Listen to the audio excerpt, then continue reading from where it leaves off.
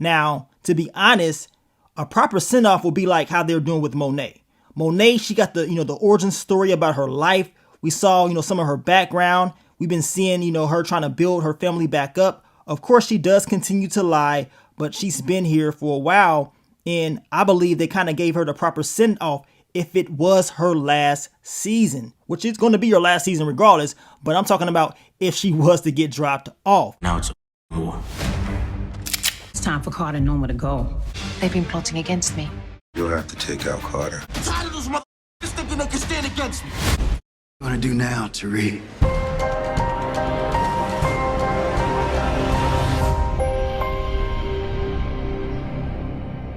What's up, YouTube? It's your boy Mark Dark, and I'm back with another video. If you're new, if you love power, go ahead and hit that subscribe button, like the video, and leave your theories, comments, everything down below. Now tonight, we're going to be talking about Power Book 2 Go Season 4, Episode 9. This is my quick thoughts, early impressions. Down below, I want you guys to give me your quick thoughts, early impressions on this episode. Did it live up to the hype? Was y'all surprised about what happened? I talked about a lot of different topics of discussion this week. And in my Tasha video, remember, I told you guys the proper send-off would be somebody like Monet. I played that audio at the very beginning of this video, just going over the part where I talked about Monet Tejada. I told you guys that if you want to take somebody out, and usually when somebody is taken out in power, they get more screen time. We see way more of that character. It's an indication that they may end up getting dropped off. And with Monet's character, we've been seeing a lot of her this season, right? And I talked about how Tasha, she may get popped or something may happen to her, but she has not had the proper screen time. Tasha is an OG in the game. So if you want to take her out, you got to give her that respect, regardless if you like her or not. You got to give her the proper screen time to give her the ending of her story. But with Monet, as I told you, we saw the origin story. You know what I'm saying? And even at the very beginning of the season, I did see a lot of you guys predict that maybe this is the end for her because we're getting her backstory or whatever. The trick was she's already suffered a very severe life-threatening moment, so it was kind of hard to see her go through something else.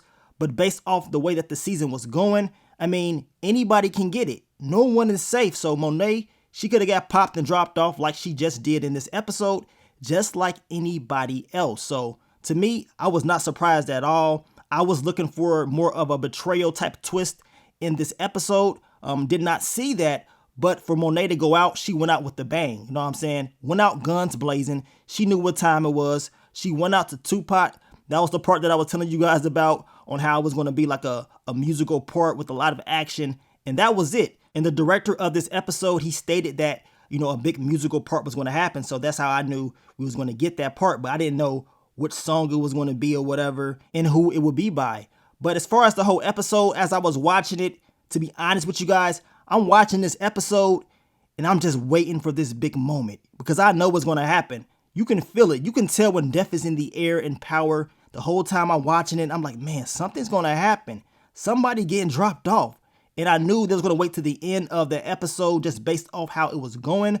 Tariq and Monet figured out the whole game plan real quick that they was being set up by Noma and Detective Don Carter.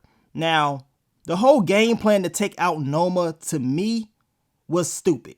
The game plan to take out Noma and Detective Don Carter was stupid to me. I believe they should have just waited. You know what I'm saying? Wait till everything cools down. Wait until after the wedding.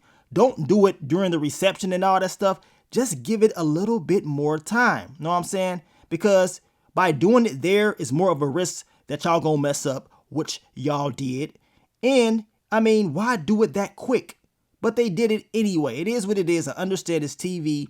They got to do what they got to do. But I believe the whole game plan would have went way better if they would have just waited and if they would have let Kane know what time it was. The whole season, Kane has been having conversations with Monet about the truth.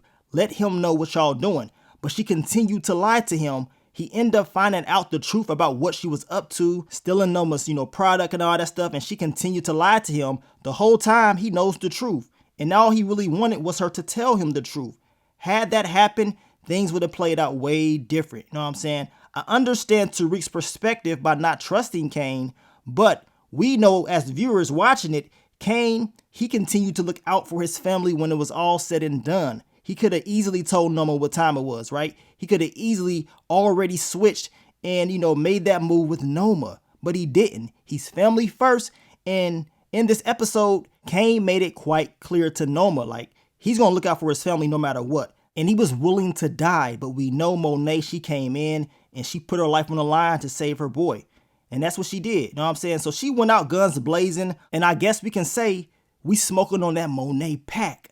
Damn. But to be honest, guys, we knew this was coming. I mean, and if you didn't know it was coming, it should not have been surprising at all, just based off her story, based off, her origin story that we got this season. To me, it made a lot of sense on why it ended up happening. So was not a huge surprise at all to me. It was more of a big moment that I was talking about. And I believe you're going to get another big moment in next week's episode.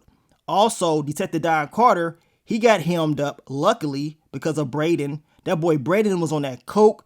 It gave him that energy. It gave him that motivation to save his boy Tariq. And that's what happened. But we know Detective Don Carter told Tariq he got that video of Tariq and Braden taking out Zion. And he said if he is taken out, everybody's going to be on Tariq's back. So it ain't looking too good for Tariq. That whole game plan, as I told you guys, was all over the place. It could have been played out way better.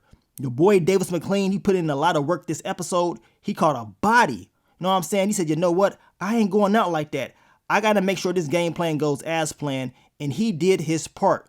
But at the end of the day, the wedding, it was a wedding to die for. We got introduced to Noma's brother. He's asking questions about Obi and all that stuff. And, it's more things about Noma that we don't know. You know what I'm saying? In next week's episode, it's about to get even more crazier. It's going to be, a lot of action. A lot of people may end up getting locked up, y'all. As I told you guys, it does not seem like it's going to be a happy ending at all. I know Effie, she wants to go off to California, but maybe it's a little bit too late. You know what I'm saying? Now, I don't know how they're going to, tie all these stories together in next week's episode. It seems like it's just so much. As I told you guys, in this week's videos, they got a lot of stuff going on, a whole lot of unanswered questions, and I don't believe we're going to get all the answers in next week's episode. They're probably just going to focus on the main stuff, and then we're probably going to get like a major cliffhanger when it's all said and done. But I do know in next week's episode, Anya Covington, she will find out the truth, or at least that's what it seems like, and she's going to be pissed off at her mom. So it's going to be guns blazing, and we're going to see who else will get dropped off by the end of this series. And, they say it's the end of an era, but we're going to see. Is it really the end of an era, or is it the start of something new? And I already know that your boy Kane, he's about to turn up in next week's episode. He had a very, good moment with his moms in this episode. I think she told him that she's proud of him and he's a good son. So right there, let us know what time it was, but the signs was always there from the jump. And also Little Dirk's character, he didn't have that big of a role in the episode or whatever. I believe he was Kane's cousin, but that was it. It wasn't nothing real major at all. So it is what it is with that. Now we'll be dropping the full recap for you guys with way more detail later on in the day. So I want you guys to stay tuned for that. But overall, man, it was a good episode. A good episode. We got the big moment. Monet Tejada up out of here. And now we move on to the next. And hey, I cannot wait to see how it's all going to play out. Now I want to thank you guys once again for all the love, all the support, and I'll catch y'all on the next one.